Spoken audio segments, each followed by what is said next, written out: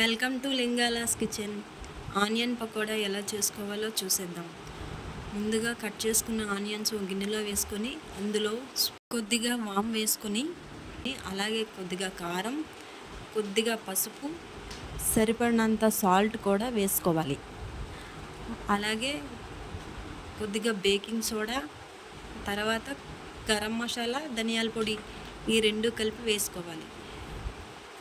ఇలా వేసుకున్న మొత్తాన్ని బాగా కలుపుకోవాలి. కలుపుకుంటే ఉల్లిపాయలో వాటర్ వస్తుందండి. ఆ వాటర్ వచ్చిన తర్వాత అందులో శనగపిండి మిశ్రమం కప్పు వేసుకోవాలి. అలాగే హాఫ్ కప్పు బియ్యపిండి వేసుకోవాలి.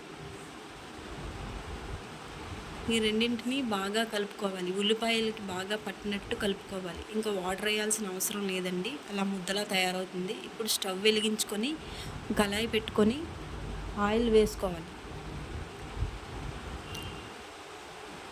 నూనె మరిగిందో లేదో తెలియాలంటే మనం కలిపి పెట్టుకున్నటువంటి పకోడీ ముద్దలో నుంచి చిన్న ఉండ తీసుకొని అందులో వేస్తే మరిగినట్టయితే అది వేగుతుంది. చిన్న చిన్న భాగాలుగా తీసుకొని నూనెలో వేసుకోవాలి. స్టవ్ సిమ్లో పెట్టుకొని అప్పుడు వేయించాలి. అలా వేయించినట్టయితే బాగా వేగుతుంది. అదే మనం హైలో పెట్టుకొని వేయించినట్టయితే లోపల ఉడకదు. ఇలా గోధుమ వర్ణంలోకి వచ్చినట్లయితే పకోడీ అయిపోయినట్టే. ఇప్పుడు వాటిని ఫ్లిప్ చేసుకోవాలి. అటు నుంచి ఇటు, ఇటు నుంచి అటు ఒక 2 సార్లు కలుపుకొని తీసి ప్లేట్లో వేసుకోవడమే. అలాగే ఆ పకోడీ మీద ఉప్పుతో చేసినటువంటి మిరపకాయలు, కరివేపాకు వేసుకొని గార్నిష్ చేసుకుంటే చూడడానికి చాలా బాగుంటుందండి. టేస్ట్ అయితే చాలా బాగుంది. చాలా బాగా వచ్చింది పకోడీ.